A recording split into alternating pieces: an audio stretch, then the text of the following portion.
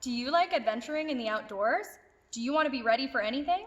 My name is Michelle and I work at Rare, and today I'm going to show you how to make a basic wilderness survival kit.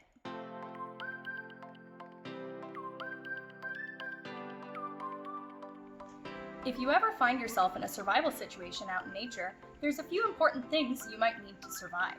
Water, fire, food, shelter, a way to communicate or signal for help, and first aid.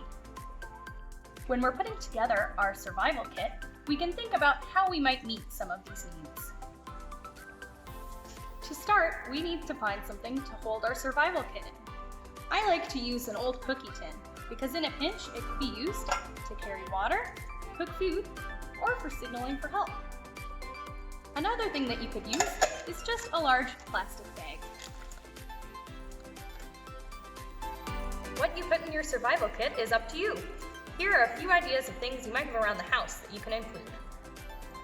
A needle and thread for clothing or tent repair or emergency first aid. Ziploc bags for holding water or keeping things dry.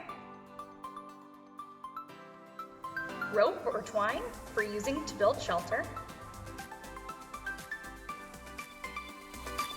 A whistle for communicating with others or signaling for help. A fire starter.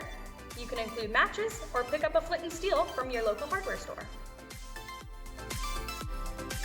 First aid supplies, such as Band-Aids or Afterbite. Fish hooks, used with thread to make a simple fishing tool. A small notepad and pencil to draw a map or record all your nature adventures. Now we're ready for anything. Pack up your survival kit,